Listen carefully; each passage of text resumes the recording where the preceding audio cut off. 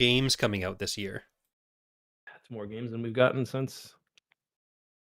Because we had him on before Outlaws. So yeah, that was a whole game ago. Yep.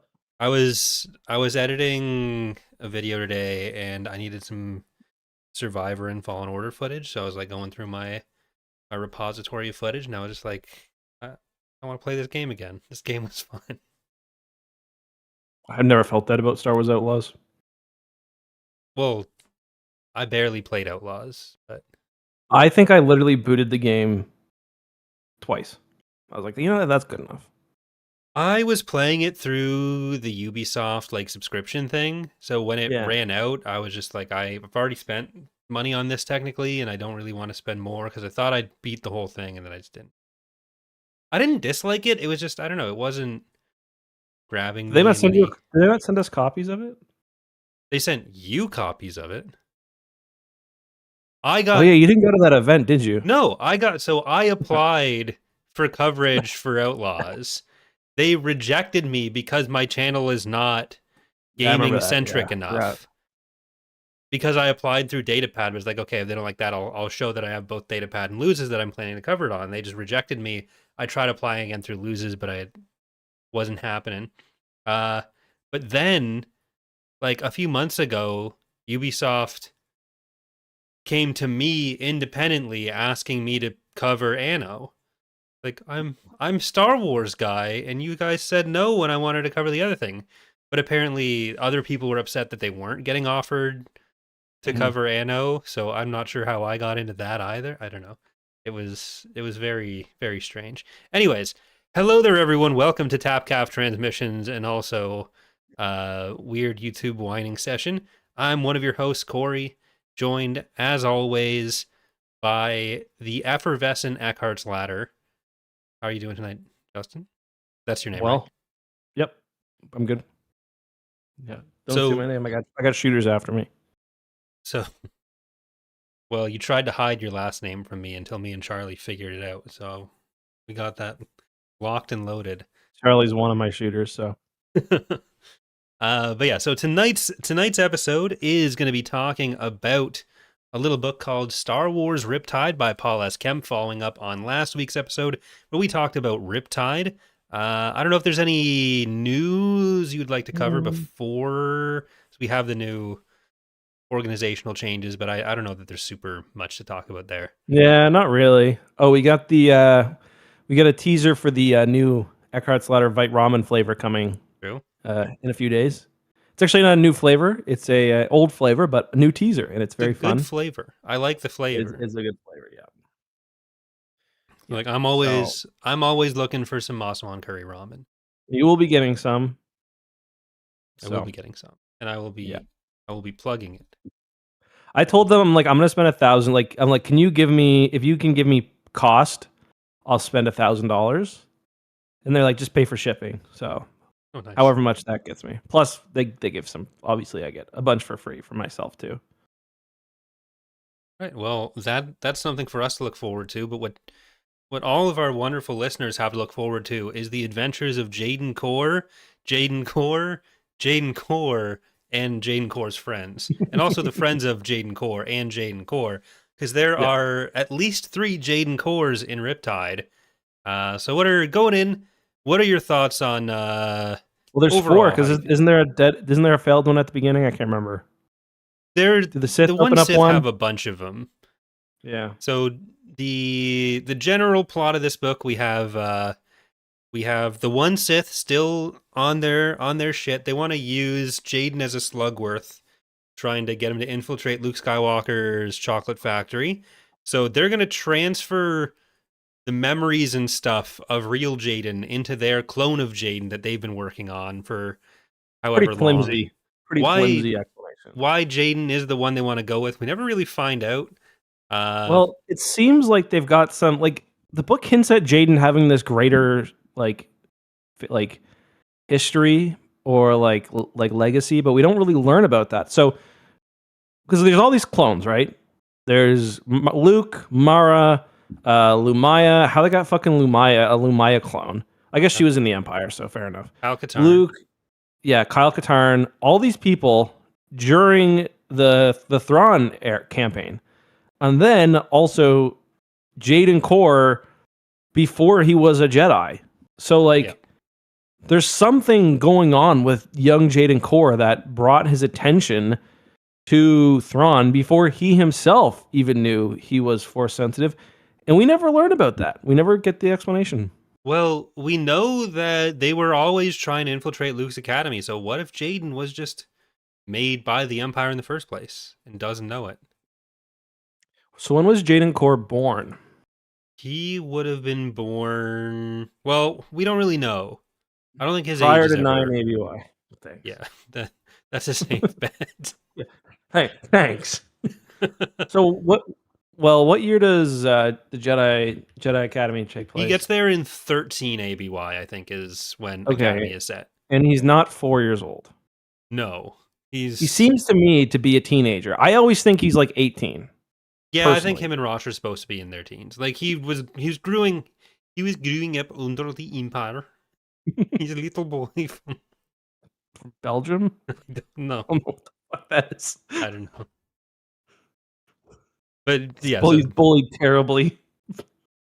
So the One Sith were cloning him as their guy. Thrawn was cloning him as one of don't forget Lassen. They were making a clone of Lassen, everyone's favorite. Who is this guy? my favorite part about this. So Lassen is a Jedi that has not appeared before Crosscurrent, and Jaden is talking about him as one of the voices he's hearing, calling him DeFost. And Lassen's name, I think, appears one time in Riptide, spelled incorrectly. So he can't... Paul S. Kemp, even his own creation there, that gets inserted into this, like, who's who of the Force users of this period, he doesn't even remember his own name spelling. Have you ever seen Christmas with the Cranks? Have you ever seen that movie? No, I don't think so. Well, basically they have this party at the end, and there's this one guy who shows up, and everyone kind of recognizes him, and he knows everyone, but no one really knows who he is. That would be like if the clone of Lassen ever returned to Luke. So they're like, yes, it is me. It's Lassen. They're like, oh yeah, Lassen. We remember you, man. We thought you were a goner. Lassen thought he was real close with everyone, and they don't have no fucking clue. There are so many family members or like extended family members, like my dad's cousins and stuff, who I saw a bit as a kid, and I would see them maybe once every 5 or 6 years, and then I'd always at gatherings have to pretend like, oh yeah, it's you, and then wait until someone says their name, so I go okay, this is that person. And at my mom's funeral, I was not pretending. I was like, anytime anyone was like, oh, do you remember me? I just said, no. No, Lassen. It was so freeing. It was all of my social anxiety was gone for a night. Best night of my life. Anytime I ever see someone I know from law school. Yeah. I remember your vibe. Don't remember your name. There was a guy who was friends with my friends that I hung out with a couple times, and we were at one of the same parties, and I talked to him a bit, and then saw me and my friend were at the mall, saw him and his girlfriend, and I was like, oh hi Chris, and he thought it was super weird that I knew who he was, and it pissed me off ever since. Yeah. I understand not remembering me, but thinking it's weird because you think we've never met and then not changing that opinion, it pissed me off. Anyways, we have Lassen's gone. Rest in peace, gang. Classic Lassen moment. Yeah. So we have that going on. We have the Thrawn clones. They're getting called. Lumaya in specific is called Seer in this book, the clone of Lumaya, who's been getting called to this old Rakatan station. And that's their quest, is to find Mother, which we thought was the cloning tank before, but it's that I guess was being used as a stand-in for her, and she was calling them because she wants to escape her mother. The Rakatan station wants to get a body. Basically, seems to be what the end goal there was. Which it's kind of bold to have a character called Mother right before Fate of the Jedi. Lumaya. It's completely... Huh? No, I mean Abeloth. Like it was like the other mother. Yeah. Like you got mother and then mother. Like right. And they're like very similar in that they're both like they like shoving cords down people's throat and whatnot. But they're different. They're in no way related. Yeah, there's a lot of the just getting into these kind of like ancient horrors that start coming out. And I kind of like that as a thing to get into once you're done with the Rebel versus Empire storylines. Yeah, I agree. Which I think it's fun. They do kind of drop that and just go back to that with like Legacy. Like Legacy is just that. Of course, Legacy was done by the time this Legacy 1 was. Legacy 2, I think, was ongoing. But either who. I would be hopeful for that for like Ahsoka, seeing the Mortis trio come back and maybe an Abeloth style storyline. But that's also before the sequel trilogy. So I don't know if they can just like extend that timeline and have that be a thing we're dealing with like 60-year-old Ezra Bridger 20 years after the sequels. But yeah, I mean it's maybe, they start it and then it takes a break for a bit. Yeah. Well, they're still stuck in the Perineum or whatever it's called. I started doing that joke and now I don't remember what it's really called. Peridia? Okay. Yes.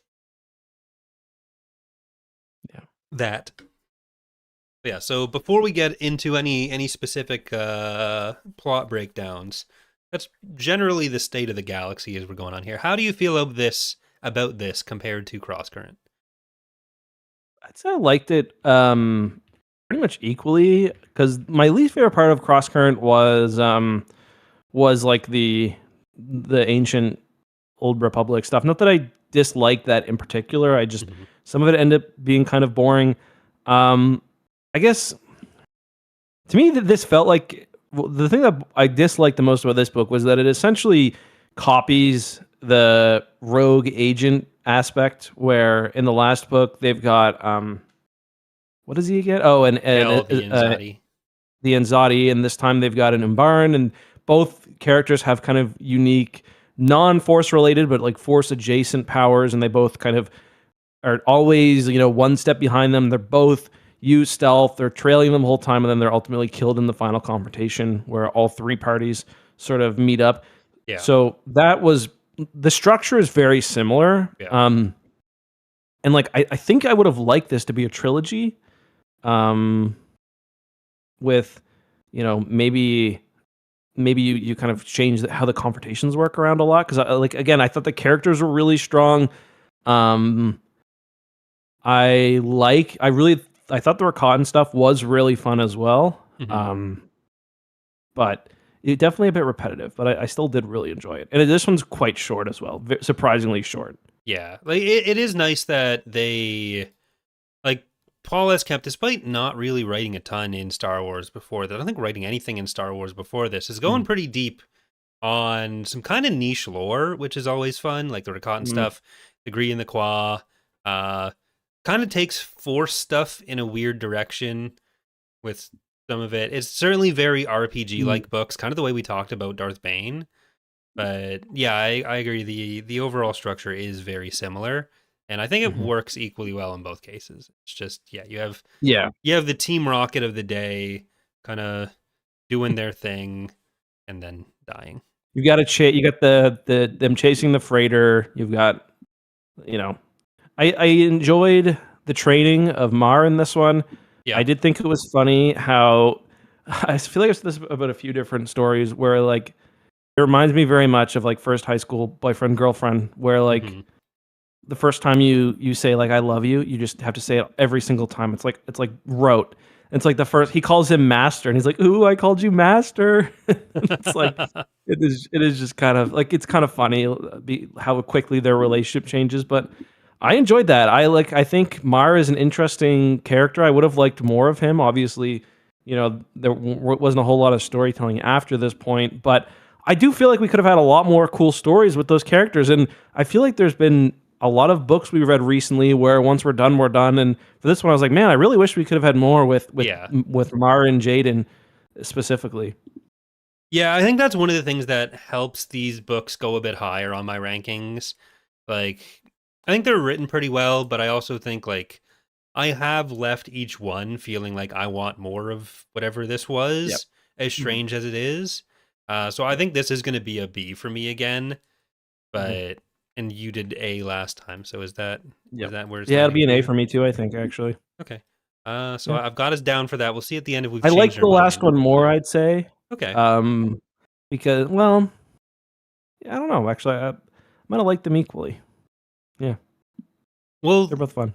kind of getting to that, like Crosscurrent left a lot of questions open about who the clones were and what was going on. And I think you were saying before we started recording that Riptide does not really tie up many ends here. Like, this does not feel conclusive. No, and I like how the One Sith is brought in, and it is a shame that by the time we get to the Legacy comics, like the One Sith here is interesting because they're using experimental technology. They've got the Rakatan Mind Spear. They've got these clones. They obviously have all these connections to the underworld. By the time we start the Legacy comics, the Sith are in charge again. Yeah, we get a bit in flashbacks and in issue 0 about like them winning the war, but the Sith are in charge again. And they've essentially become the Empire, just with more dark side Force users. Yeah. And it's kind of a shame. Like, I like the idea of Crate being this like menacing threat who's dreaming and who kind of provides long range or long distance advice and deep into the future, and everyone's kind of working towards the master plan. Like, that is interesting and fun, and it's silly when you've got all these like, oh, he's got the 100-year plan. Have you seen like the Carney memes where it's Carney like struck a deal with China and he's getting all the communist Carney memes where it's like his regime operates in centuries. If not. That's basically Darth Crate. And it's fun. And then when you get the Rakatan stuff, it's cool to think that, oh, that could have been operating behind in the background this whole time.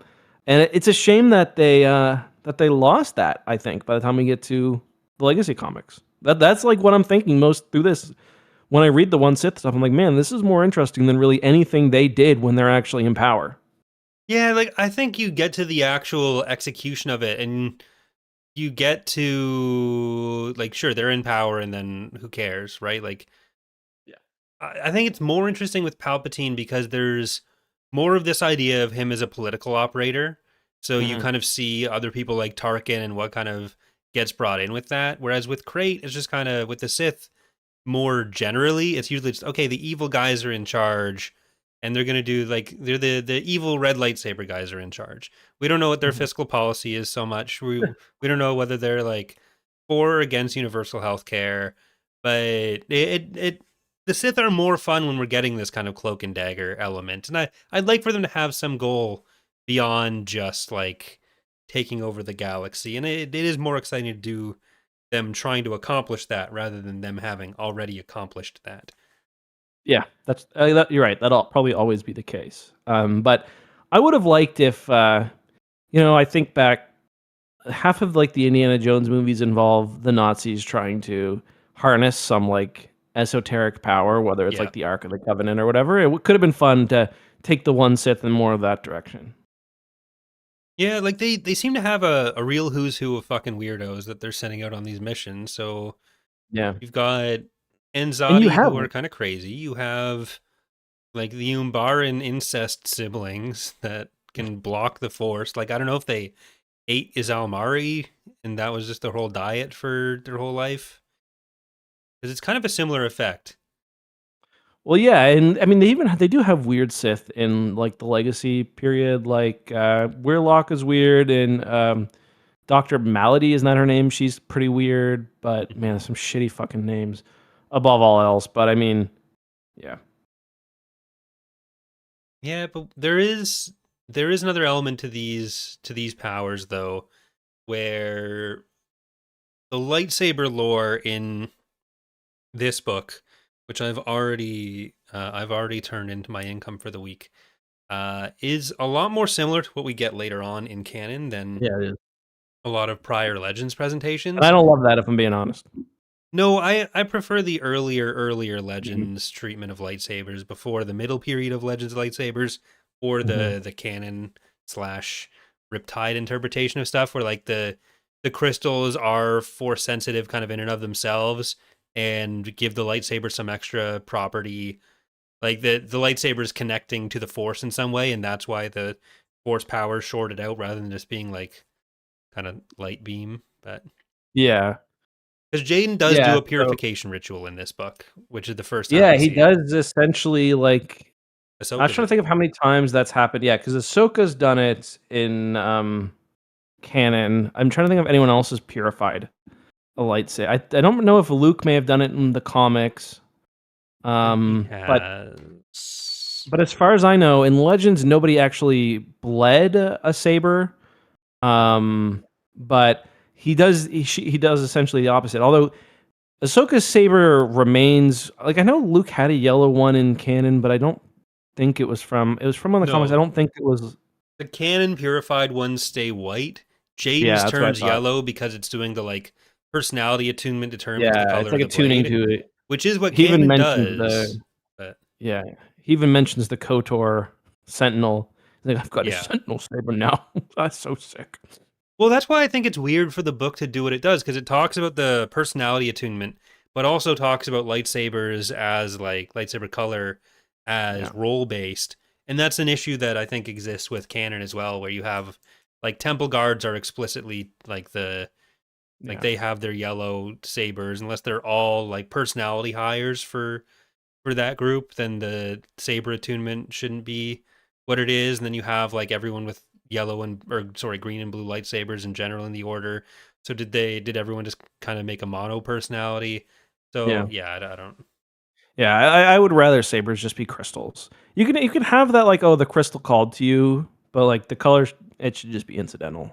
I don't mind having like kyber crystals as these powerful like force attuned crystals that can make a lightsaber better in some way. Like I wouldn't mind merging all that together and then having it so that if it's a kyber crystal and it's bled, it's always red. Like I think you can fit all that together.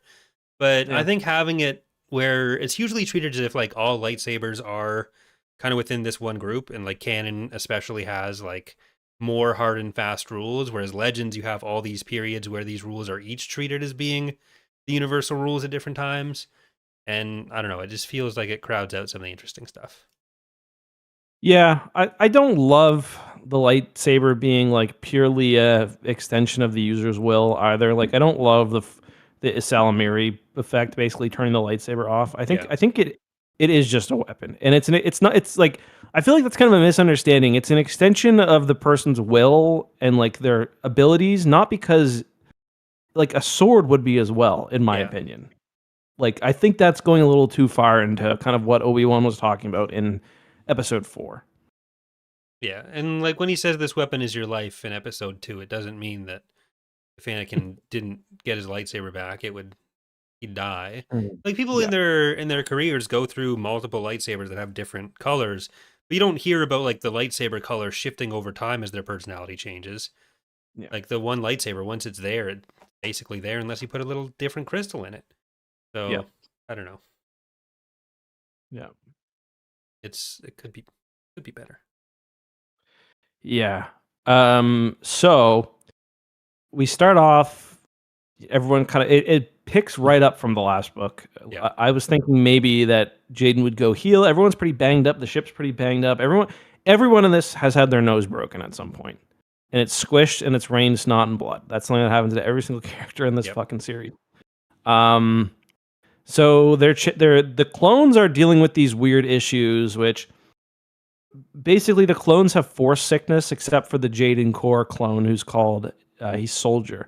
And the sickness is pretty gross. Basically, their skin is like that. For one, they go crazy, which is something we've heard all Force clones basically do. And I mean, in the Thrawn trilogy, they say all clones go crazy unless you explicitly cut them off from the Force, which is why, or grow them very slowly, which is why Thrawn used the Isalamiri. But they go insane, and then their skin also, like their bodies, basically rupture and come apart. It's pretty gross. Yeah. And there are a bunch of it reminds me of like those Dragon Ball like non-canon games they'd put out, where you'd have like all these different, you'd have like, oh, what if Krillin and Goku did the fusion dance, and you'd have like Krilku. It's like that, but they've got all these weird like clone children. Yeah. So like by the end, there's only one left. We don't know. I don't think we know who the father is. Maybe we do, but the daughter Alpha. or the mother's Alpha. So it was Mara Jade and Kim Solistar. Yeah. So yeah, Dragon Ball Heroes. That's right, Ferdinand. So that's one of the kids. I don't think we really learn a whole lot about the others. It seems like there was 3 or 4. Yeah, it was Gift, Blessing, and Grace. Gift and Blessing are both dead pretty early on. Like it has some mutilated child corpses in this book, which is more than you'd think would happen. No Arcelor like the last book. Yeah. Because I think Runner and the clone that may or may not be Eric or Roganda Ismarin were mates. That's supposed to be one of them? I didn't pick up on that. So that's the speculation that exists on one of their pages, at least, that it's a black-haired woman, which I guess in the galaxy only means Roganda. I'm willing to accept that, like, contextually, because it is, like, for sensitive people who would have been accessible to Palpatine, or to Thrawn and everything. And I also accept it because Two-Blade is 2 meters tall, and Eirik Ismarin was modified and fucked with to be 3 meters tall. So I thought maybe Two-Blade was supposed to be another kind of experimental thing. And yes, you're thinking that maybe he had 2 dicks, Justin. I know. No, that's not what I was thinking.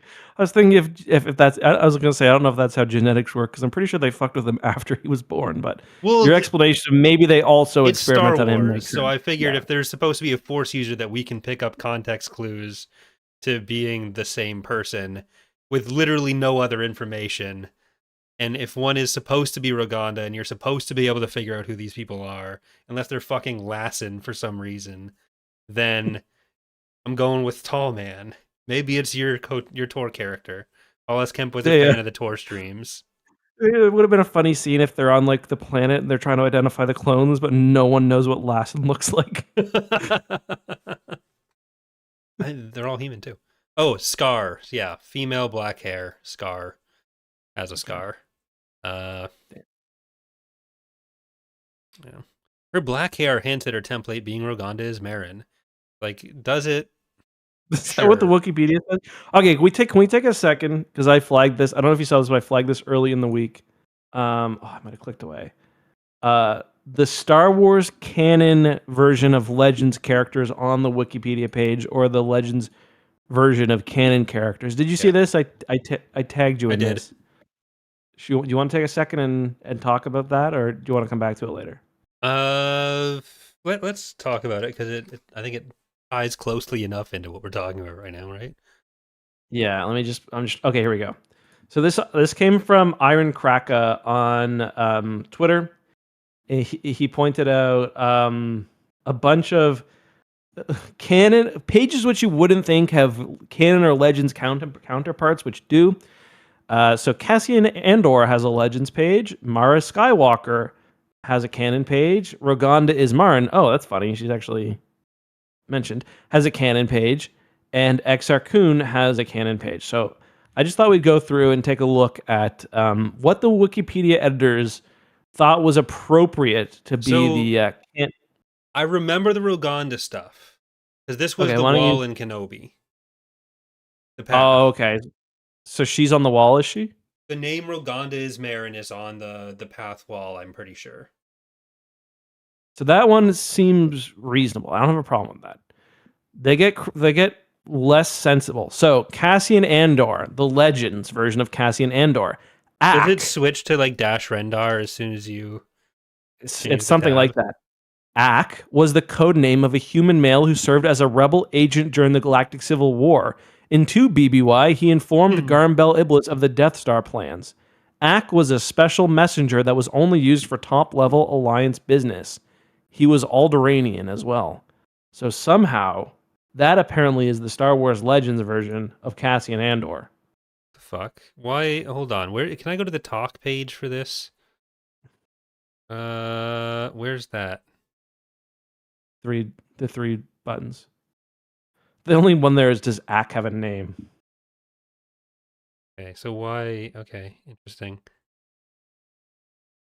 I was half expecting it to be one of the Rebel Trooper names from Battlefront 2. So there's a bunch of these, and I would like to track more of them down. So Mara Jade, for example, there was Mara Jade. No, sorry. Mara was an individual affiliated with the Alliance to Restore the Republic, which is like explicitly not true because Mara never was associated with the Alliance to Restore the Republic. Let's check But Exarch. her name comes before Red Leader in a list from Yessi Scala asking for people. And what does Mara have? Red hair. Red hair. There it is. So Exarch Kun, I figured that he is explicitly mentioned, which Okay, so makes sense. the Mara stuff is a confirmed reference, though, in Sure. Lego. Yeah. The fact, like, it had, like, they only have the 2 tabs, but it's the canon tab, but also non-canon. It's got the They need to extra not flag. add canon. Okay, like that's a big problem with the wiki, in my opinion. There are so many canon pages that, or legends pages, which are clearly from non-canon material. Yeah. And Like, it's actually a problem, in my opinion. yeah, like, it should, I don't know if changing it to publishing period is better, but, like, a big issue comes from, like, Fantasy Flight Games content published earlier on in canon, where they were starting to do the reboot, but it hadn't happened yet, and then early reboot where they were, like, mixing content from, like, Forces and Destiny and Edge of the Empire and everything, because that would tie into whatever was coming out at the time. So you'd have, like, Rogue One stuff or Episode 4 stuff in books that had previously been entirely based on Legends content. So it gets kind of messy. At this point, like, if you're gonna do that, you might as well put Ben on the canon page for Jason. Kind of. Yeah. Yeah. Anyway, there were some more I saved. I'm gonna see if I can find some more, and we'll talk about it on another episode. But yeah, so we have these clones of varying identity. The Roganda thing, I'll accept if pushed, but even Mara is supposed to be kind of like, she's on the edge of confirmation there, where it's mostly also based off of her hair. But you know, like, if they're doing 2 other Emperor's hands, why not Roganda as the 3rd? Yeah, those two do make sense. Mara and Rogana, they definitely would have had their genetic material. So yeah, and well, if we're just thinking about, like, whose genetic material makes sense being there, Jaden would not be on my list anyways. So who wouldn't? Jaden wouldn't have been on my list. Yeah, so. well, that's the big mystery that, like, we haven't had solved. And we'll never have solved. Yeah. Paul S. Kemp was going to get another duology, but it got canceled, and I don't even know if it was going to be, like, after this point, if Jaden was going to be involved. I think it was. I think I read it was. Yeah, so we have the community, or what's left of it, because they're really dying off fast. They also hate each other. Heading back to Faust. They want to go to a city called Farpoint on Faust, where they're going to they need to get medication to keep their illness in check. They're going to die off pretty quickly without it before they start their journey to Mother.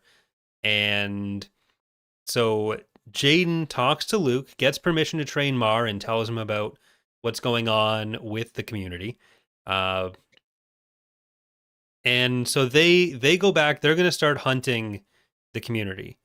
They run into each other at Farpoint, and the community is very upset about this. Kedron ends up on their ship.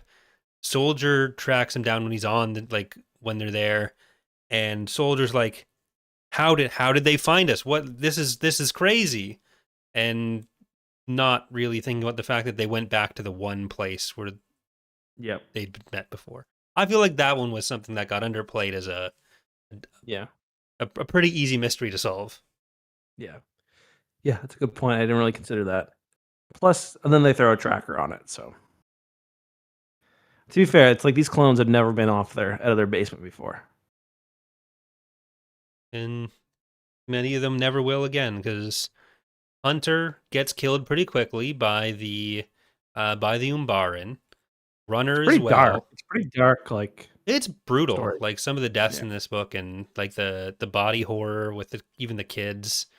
Yeah. And then Kedron has a lazy eye too, and that gets pointed out as weird. But it's like people exploding around here. I think Grace has seen strange. Like her skin ripples 3 times a day, and she's like, "Hey, what the fuck is up with your eye?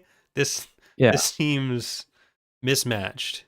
And they seem to suggest it's because of the like the midi-chlorians get too big, something like that. Like I don't know if it's the force element or if it's like their DNA exploding, because it's some sort of gene therapy they need. Yeah, they've the Umbarans. They're sent by Warlock. Warlock doesn't like that they can block the force around people, and I think it is a fun way to kind of have non-force sensitives put up a fight against force sensitives.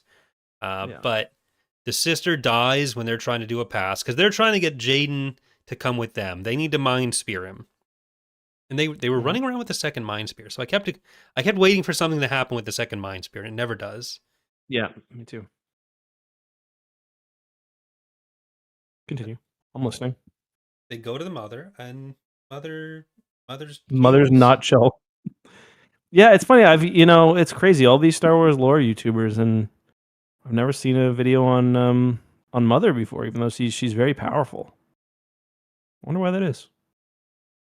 Surely it's not because they haven't read a Star Wars book. That's just my theory. I want to get some art of Mother put together. She sounds pretty creepy.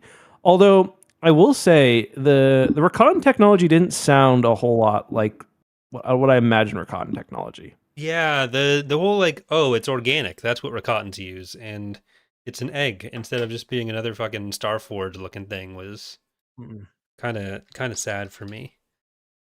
Like, yeah, I'm looking at it's like Rakatan technology, and what I think of is the star map, like the actual physical things, and the Starforge itself, which I think is a Rakatan design. And then the like the droids you see like when you are in their temples and stuff, and none of that. It's like the opposite of organic. So I don't really get what they were going for.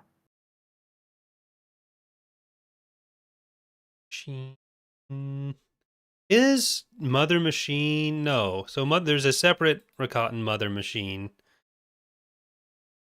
Here we go. She's an entity. Yeah. So was she like a prison or something? Or was she an emergent property of... Yeah, I was kind of wondering whether she was like a self-aware. We don't really know what her purpose was. So she was self-aware and she was force connected, but that's I think presented as just a thing that Rakatan technology was, being alive. Dark side. Because it's dark side powered typically, but not really self-aware or organic in the way that it's being talked about here. Well, presentations. So one thing that's interesting is that the space station that they're on, there's like a kind of a hint that there was something else there because there's this big asteroid field. Asteroid field with like big chunks of something much larger.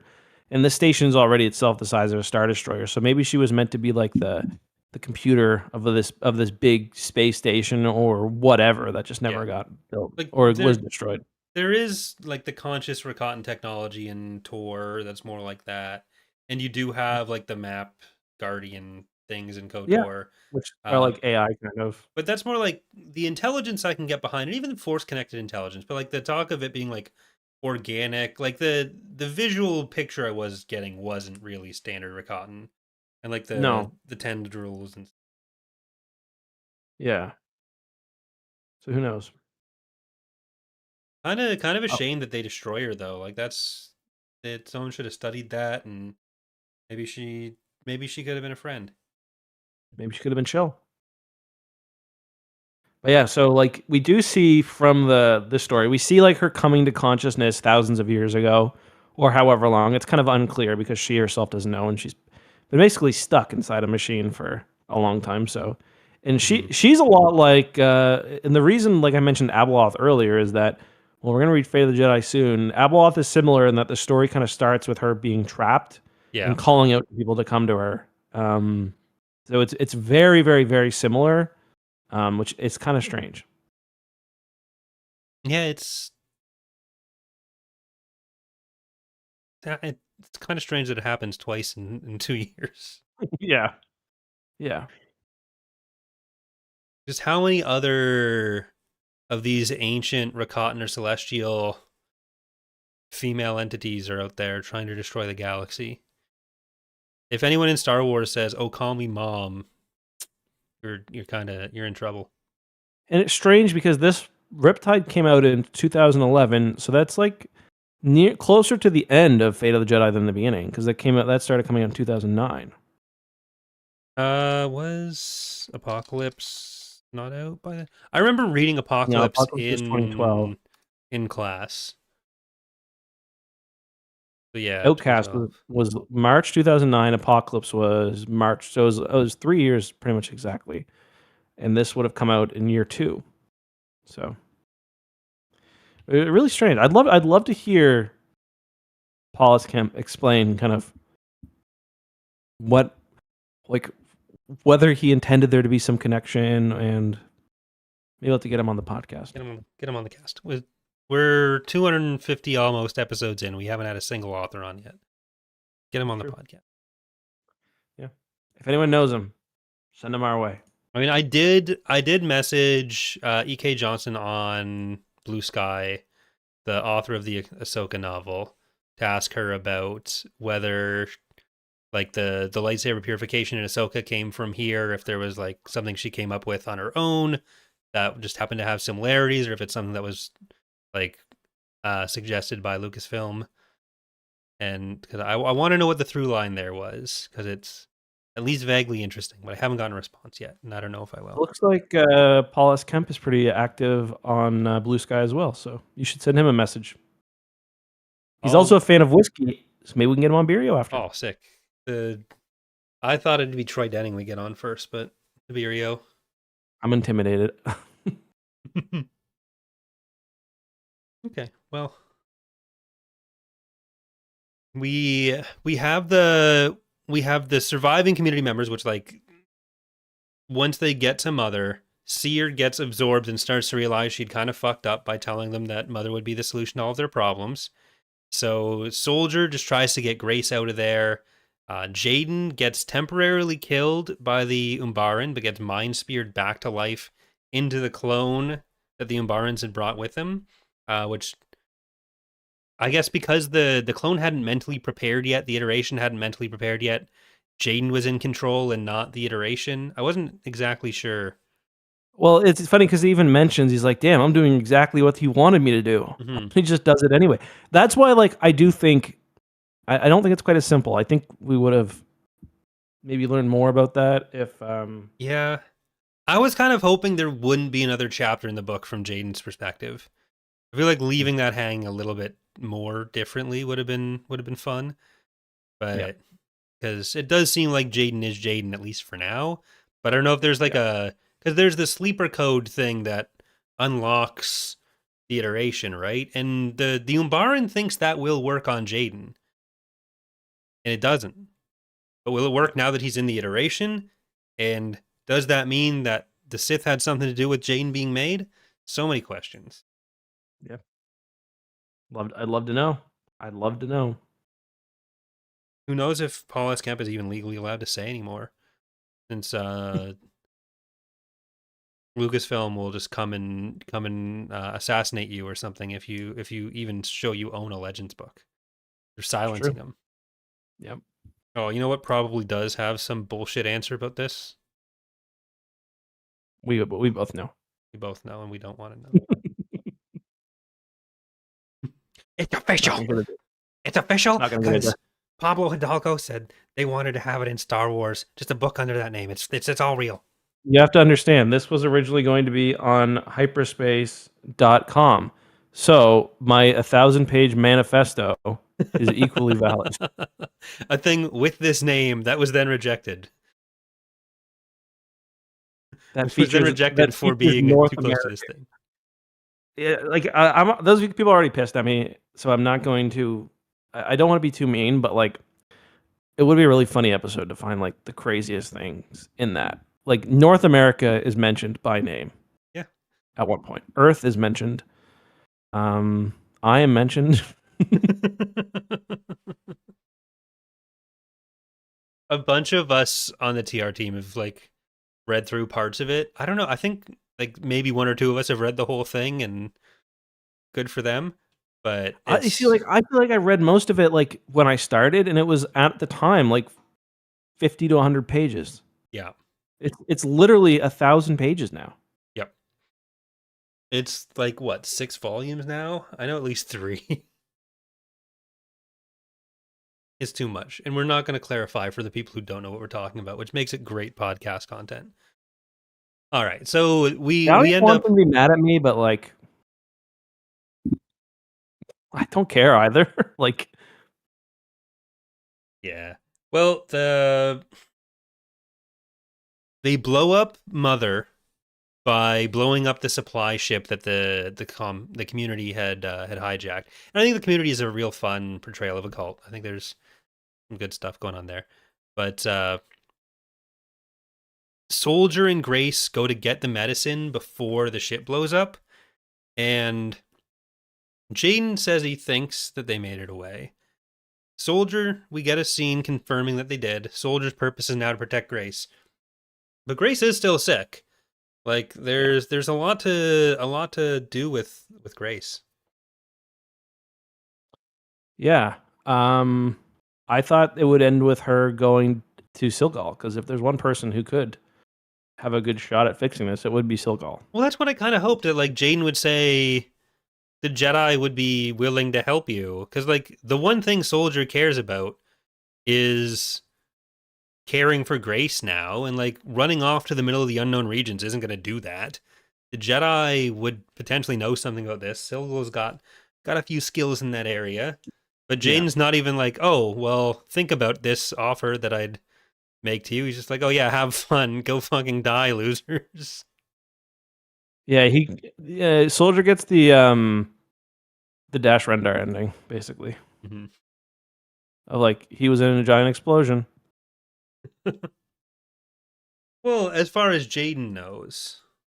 Yeah. But otherwise, the truth is out there. At least trade like phone numbers or something. Yeah. But I'm just gonna be chilling in the unknown regions, I guess. Yeah, I am sad that Rosh only gets the one name drop in the duology. Yeah, really. Damn, Jaden, it's kind of Jaden mentions him as like when he was saving Rosh from Mark Arachnos. Yeah, and I was like, oh yeah, he killed him. But no, that's, you correct me. That's only the dark side ending. Yeah, Rosh was definitely killed by some Yuuzhan Vong. Yeah, for sure. Expect him as a hero in upcoming Thrawn's Revenge version. I think he won the poll. We used to do polls for like which Jedi people would want to see in, and like we'd plan to do the top 10. I think he was on the TR one, and I think he's in the top 10 for that. So I'm only possibly joking. Let's get him in there. Give him a Star Destroyer. Why not? Yeah. Give him too. A Ray Calamari cruiser. Okay, so any change in your opinion on Riptide now that we've talked about it? Nope, I enjoyed it. That's good. I'm staying at B. It's a fun tale. It's a fun jaunt of Riptides in ruin. Don't love a lot of the Force stuff. Because it's the whole like, not because Force lightning was associated with the dark side. For Jaden, the Force was a tool, neither light nor dark. Like, okay, well, you're always calling people dark side users later on in the book, so you don't even believe that shit. Yeah, no. Nope. Oh, we also had an A drop. Get used to it, eh? Mar smiled. So that's a big moment for Canada. But this will be the last time we hear of, I think any character in the story other than Grandmaster Luke, who briefly appears. Briefly. Jaden's in Fate of the Jedi, isn't he? Is he? He might be. I think so. But I guess the other thing is they're talking about how Mars' strength might be capped because he starts training late. But like, I wanted to mention that. That's like half of the. That's everyone. Yeah, that's not.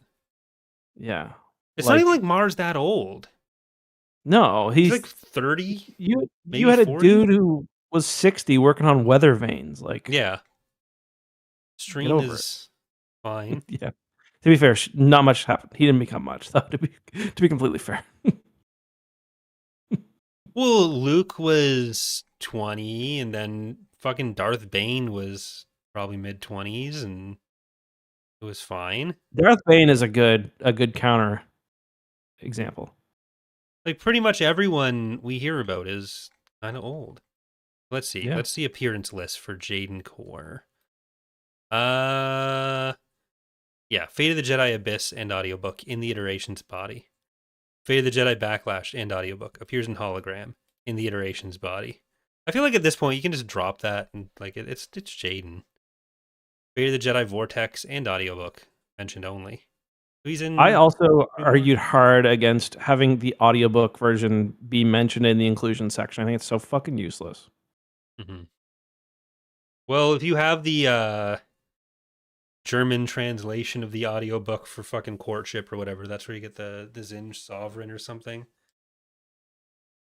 No, I'm pretty sure it was the abridged ordinary audiobook had this called the Sovereign. Oh, I'm pretty sure. Okay. Well, that is going to do it for our Crosscurrent and Riptide exploration. What's next for us? I don't know. I need a week off books, I think. Yeah. Books. 2 weeks from now we could do the Outlaws book. Yeah. Because that came out like today or yesterday. Yeah, that's a good idea. But what do we do next week? I really don't know. What should we do? Chat, what should we do next week?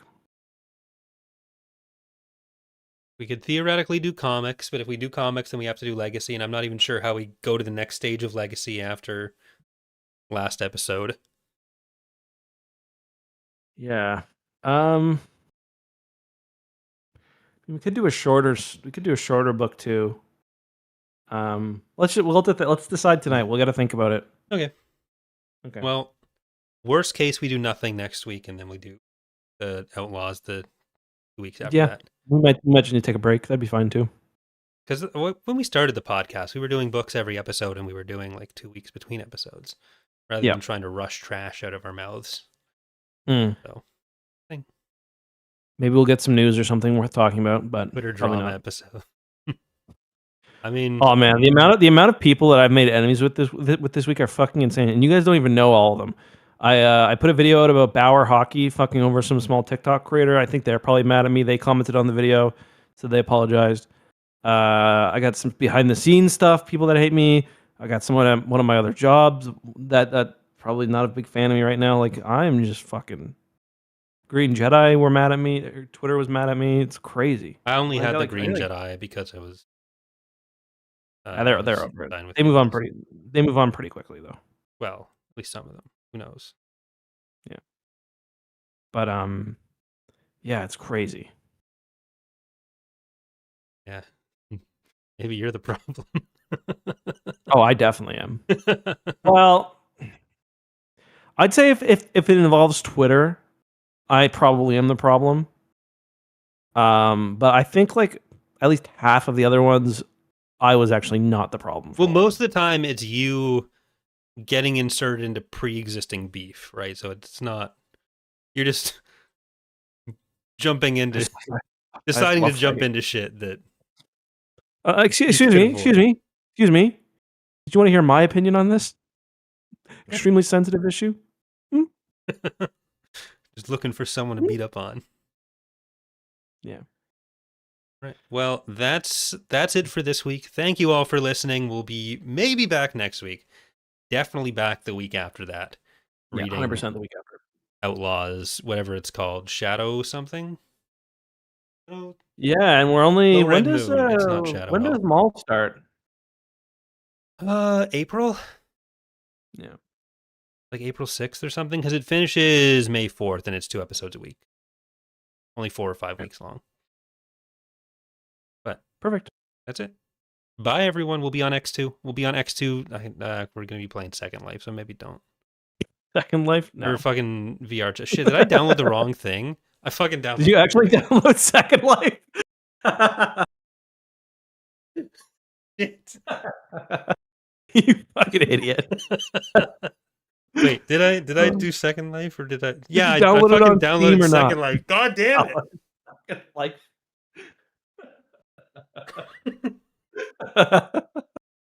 Oh, fuck, shit. Okay, well, I gotta go fix that. Bye, everyone. Goodbye, everyone.